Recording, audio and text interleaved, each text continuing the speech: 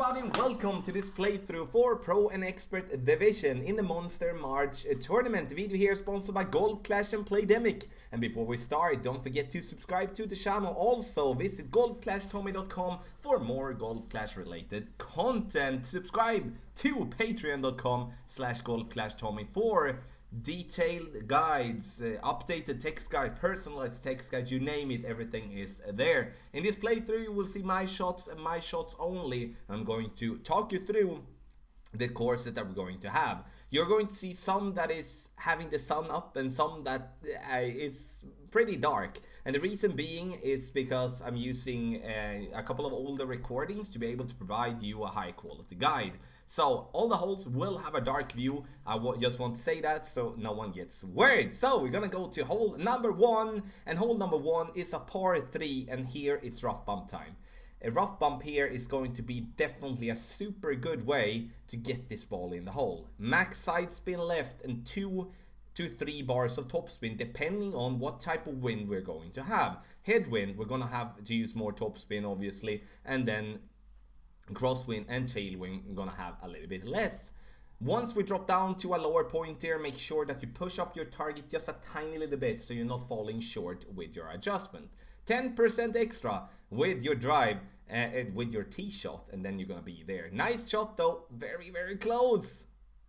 Hole number 2, here we're going to start with a 10% extra, and here I'm actually playing with a Thor's Hammer level 5. So I'm going to use 5 to 6 bars topspin, and I'm going to use as much side spin to the right possible together with a topspin.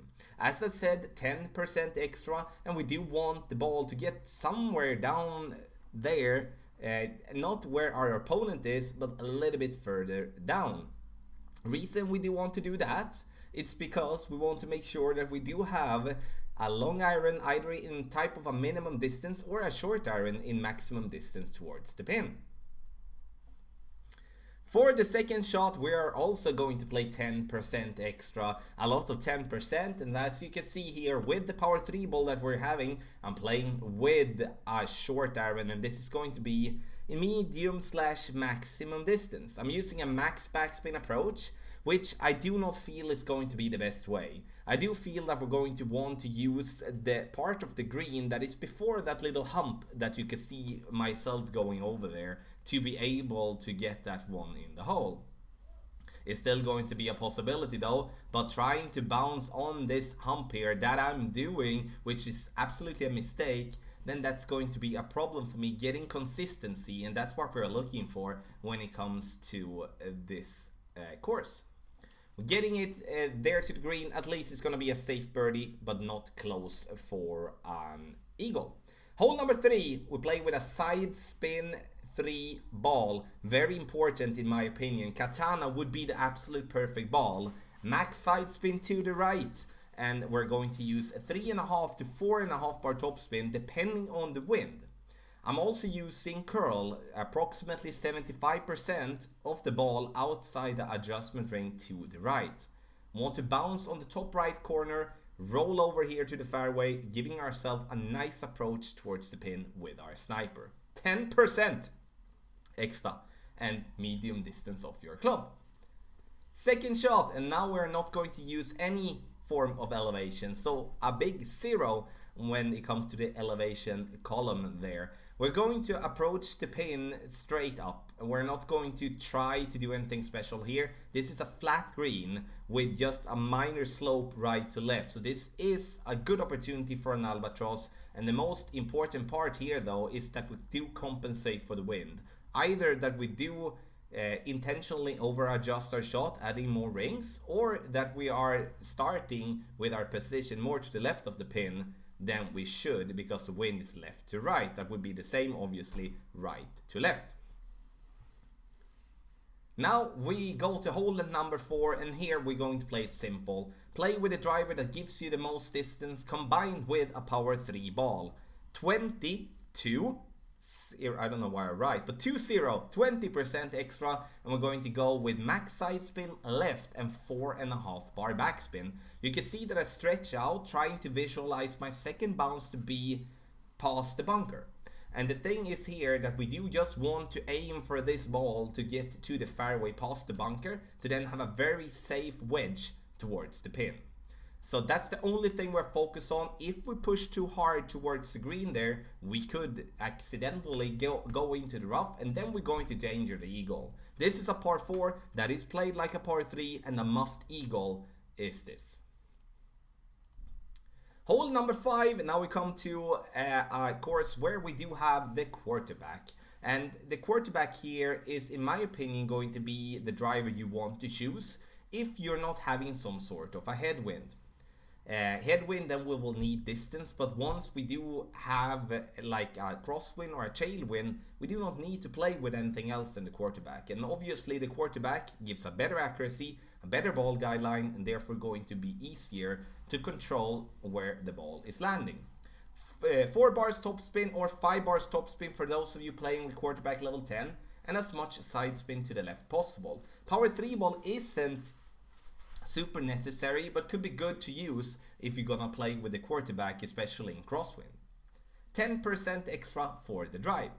Second shot, and now we're going to play with a sniper bouncing up towards the pin. There is a rough bump here, yes it is, but I feel with, you know, a certain type of winds, I think it's going to be better to bounce up towards the pin. This is a very interesting approach where there will be very good chances for an albatross from distance. We do not use any extra or subtract for elevation, anything like that. It's a big 0 in the elevation column, and we're just going to take our shot, getting the ball to roll up towards the green and towards the pin, and if we're lucky, we're gonna get it in the hole. Hole number 6, here we are going to play with either the sniper or the quarterback. In my opinion here, when you do have backspin like we're having on the quarterback, I think that it's better to play with a quarterback. If you do have a very low level quarterback, then I would suggest to back up, play with a sniper if you do have a tailwind. If you have a crosswind or a headwind, I would suggest that you play with a quarterback all the time. And that is because otherwise we're going to go in between clubs. And you can see we're slightly going in between clubs here, so that kind of speaks to what I was going to say. Sniper shot if we do have a tailwind, as we otherwise going to go in between clubs. Max backspin, max side spin to the right, and a 20% extra elevation, and this is gonna come in nicely.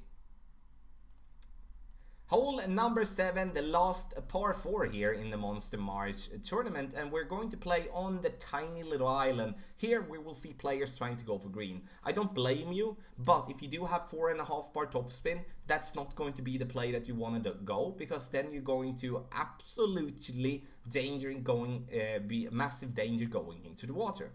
10% extra for the drive, and if you're going to go for the island on the right, big topper, power 5 ball, or an apocalypse level 4, 5, 6, 7, or a Thor's hammer level 6, 7. It's going to be my type of clubs. Power 3 balls, so we're able to reach easily over to the fairway here to bounce and then to roll here on this fairway. Even if we lay up, we're going to have such a close shot here that this is going to be a super good opportunity making an eagle from distance, even if you lay up. Obviously, if we do have a straight tailwind, let's say we're playing expert and we have a straight tailwind, then we could almost go for green directly without double bounce it over towards green. So we will see what type of wind we're going to have in the tournament. Here, with the knowledge that we're having here now, we would go with a minimum distance dunk with a short iron. But in this case, I'm choosing to play with a wedge, and the wedge isn't my strongest play here, and I should have played the dunk there. No elevation is needed for the second shot, and this should be an absolute must eagle. Hole number 8, the final par 3, and we're going to play this one with a sniper. Here I would say a navigator would be the better ball, as it gives you more wind resistance, and also we don't really need any side spin.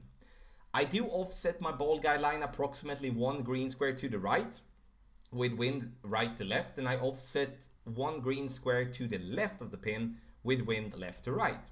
This to have just a normal offsetting type of structure when playing this hole. 10% extra and we are going to play the sniper in maximum distance of our club. Obviously, if you don't want to play with a navigator and you might want to reduce the wind even more, you then play with a kingmaker. This one is going to be close. I really enjoyed this part 3. Hole number 9, the final hole in the Monster Marsh tournament, and we're going to play with a power 3 ball. Power 3 ball here, in my opinion, is a must. If you do have a driver that gives you more topspin than 4.5, like an Extra Mile 8, you maybe have an Apocalypse level 4+, or a Thor's Hammer level 5+, then I would consider going with some overpower, playing on the left side if we do have a tailwind. Now, I don't want to danger anything, playing with only 4.5 bar topspin, so the thing that I'm looking for is to bounce on the right side, over the rough and the sand and the water, and to just put myself nicely up on the fairway. 10% extra for the drive here, and then you're going to be hitting the spot that you intend to get the ball to land on. Get the roll up there, very, very nice, and then we're going to see for the second shot, we're going to play this one with a sniper. And here, honestly guys, here we should be playing with another club. If we do get this far, I do think we should be playing with either an upgraded Guardian, or we should play with a Cataclysm or a Big Dog.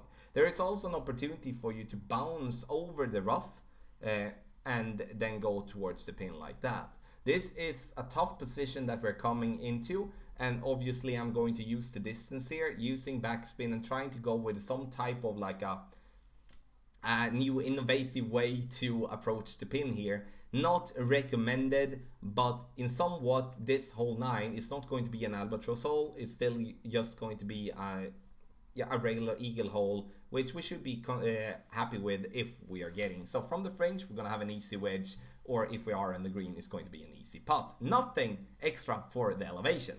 So here you have it, Pro and Expert Division in the Monster Marsh tournament. Once again, subscribe to patreon.com/golfclashtommy. If you do want to get the text guides also, visit golfclashtommy.com for more Golf Clash related content. Video sponsored by Golf Clash and Playdemic. Thank you so much for watching and good luck.